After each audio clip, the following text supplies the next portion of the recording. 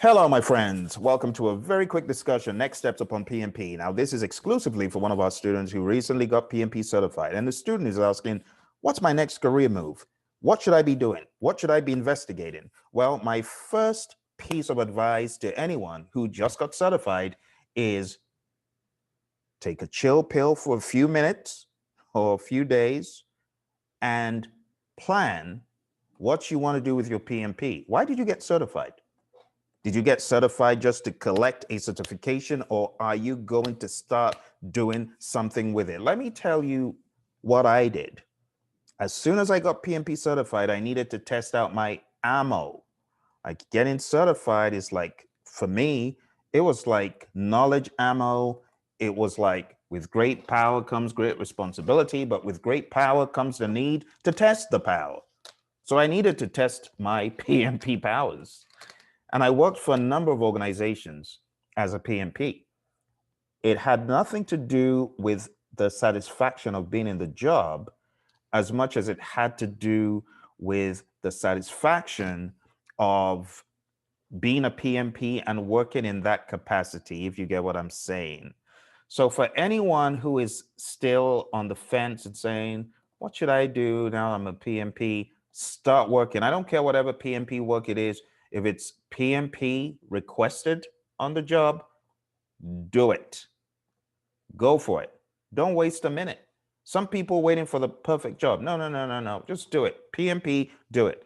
Even if it means doing it as a temp, just a temporary position of a few weeks or a few months, please start doing something. That would be my first piece of advice. Start doing something. Okay? Now, how much is too much? I don't believe any education is too much, except all you're doing is acquiring it and not using it. So I'll say just be careful about delaying your action. You got to act. Okay? If I were you, I would look for a temp gig as a PMP and I would start working that PMP, working the expectation, find a good firm. So one of my aspirations was to work for Honeywell. Even before I got certified, I wanted to work at Honeywell really, really badly. And the moment I got certified, I said, yes, this is probably somewhere I'm going to end up. I'm going to try to make this happen. But before I could make that happen, I got a couple of companies that intercepted my focus in Honeywell.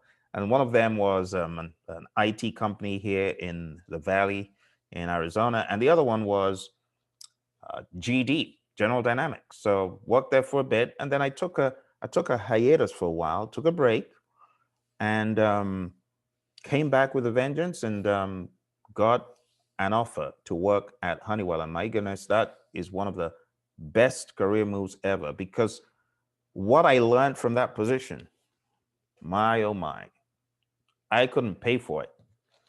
Knowledge is power, that's true, but experience in the right environment, my goodness. So if there's a company that you're looking at and you're like, I want to work for this firm, I want to work for this firm, trust your gut. You need to be there for a reason. I didn't know why I wanted to work at Honeywell, but I ended up working there, ended up getting a ton of knowledge, ton of experience, understanding about stuff that I hadn't worked on or with before, worked with earned value, worked with folks from defense and space, and worked in IT effectiveness. I worked for 3 departments while I was there. I mean, the lessons learned from there are going to follow me for life.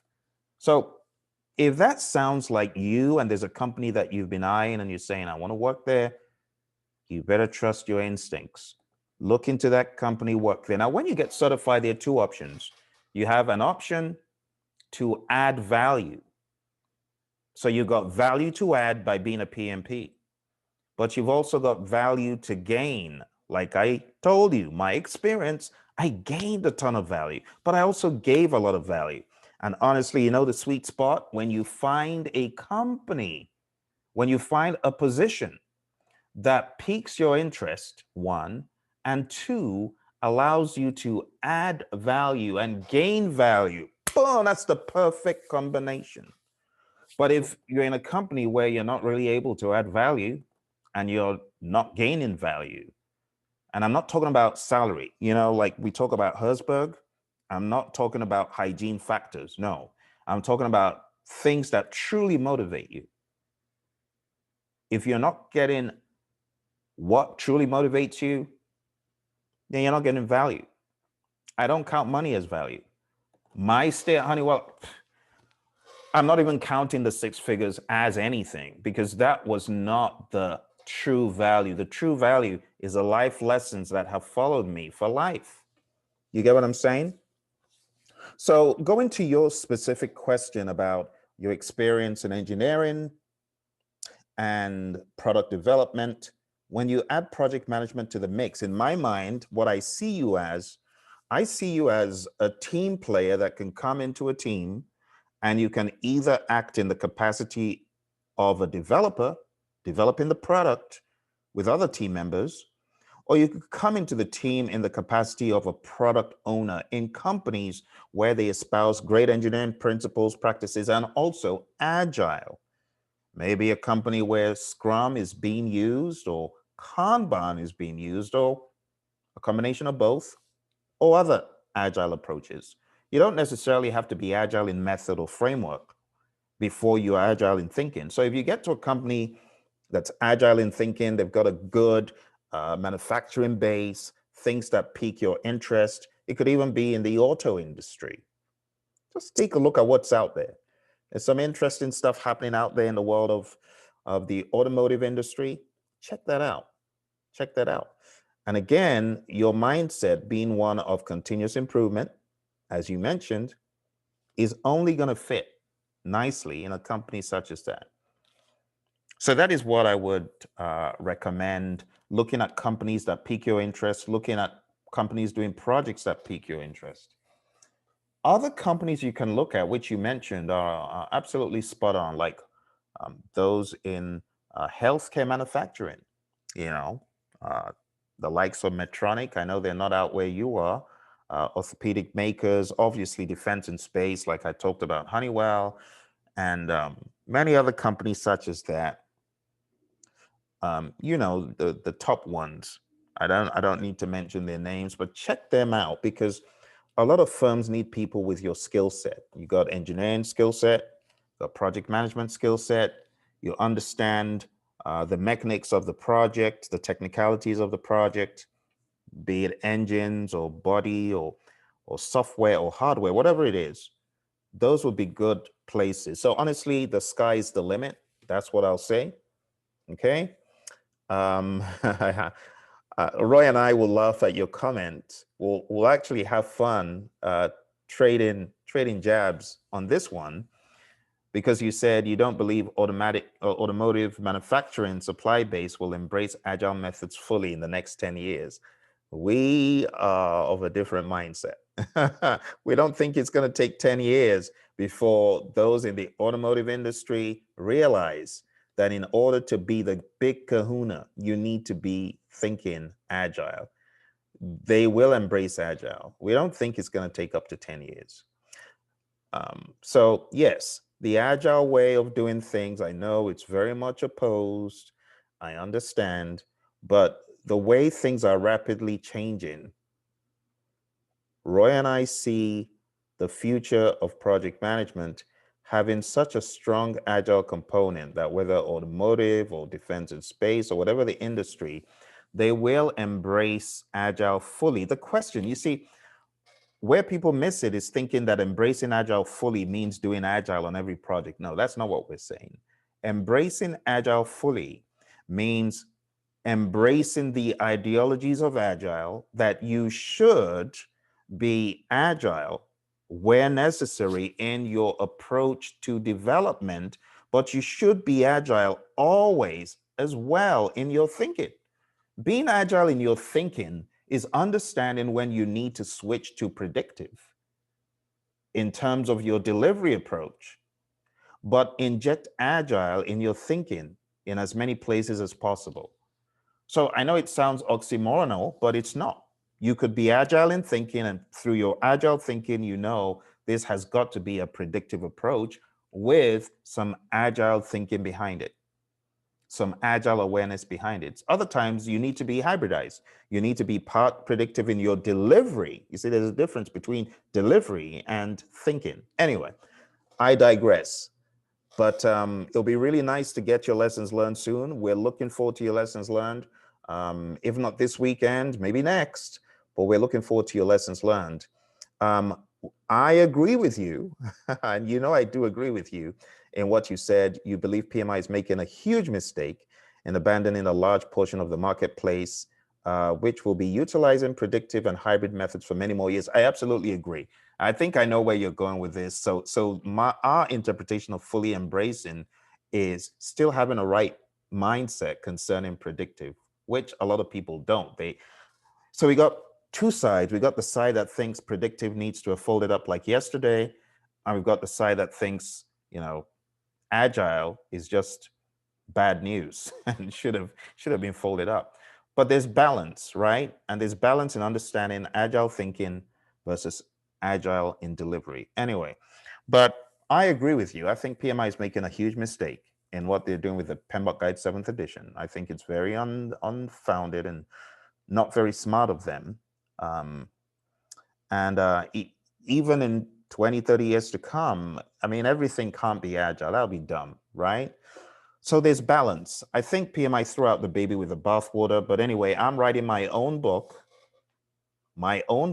on how I see the world. I call it a new project management idea.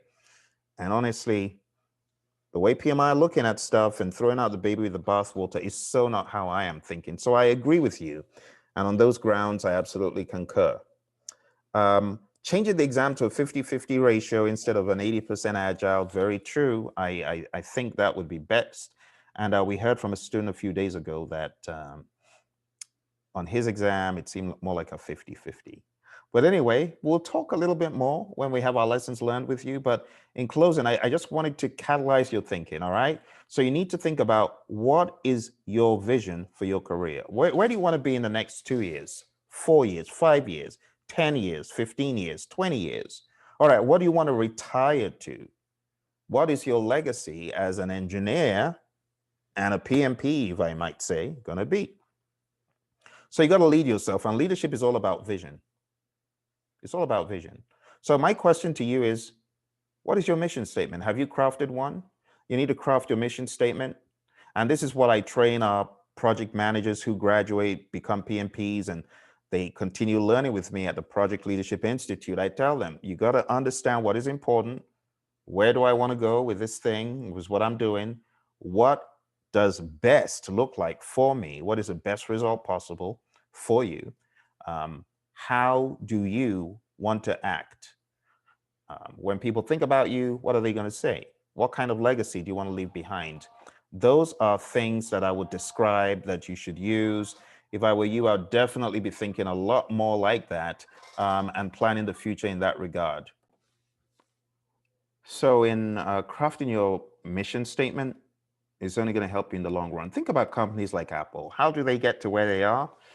They get to where they are by crafting mission and vision statements and thinking about where they want to be, what they want to see happen in the future as far as vision, right? Apple's corporate mission is to bring the best personal computing products and support to students, educators, designers, scientists, engineers, business persons, and consumers in over 140 countries around the world. Great statement. But you know what? What helps people after they become certified to go to the next level, in my mind, is really accountability and a forum for expansion. And that's what I would encourage. I know a lot of folks get certified and they want to go for another certification, another certification, another certification, but that's not what it's about. It's not about that. My mentor, John C. Maxwell, he says, everything rises and falls on leadership. Everything, everything. Success, dominance in industry, everything. If it rises and falls on leadership. So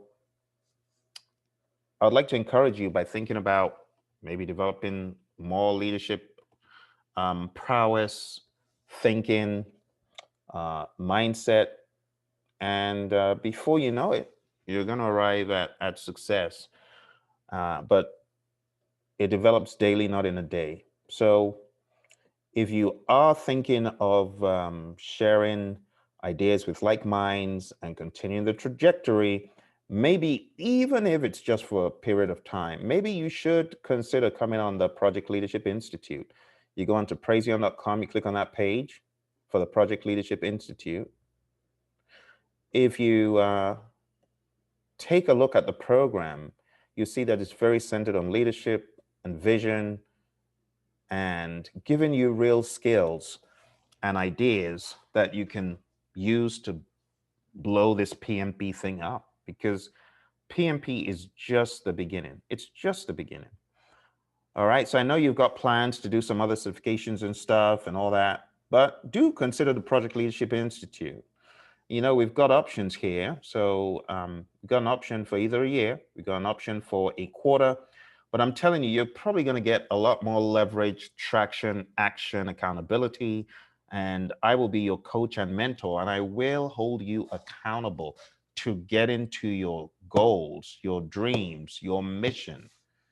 I will encourage you to have a vision, and you will get to your destination, because I've done this before for students who've gotten certified, don't know what to do next. I help them figure out what they should do next.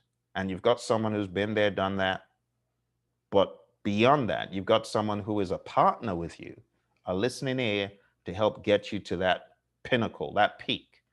And that's my goal. And that's really what I'm about. PMP is just the beginning. I tell people it's the beginning. It's just the beginning.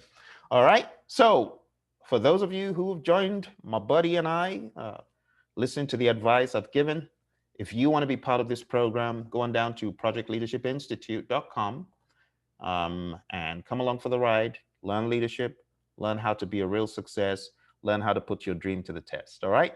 Thanks for joining me. I wish you all the very best, and I'll see you soon. Bye.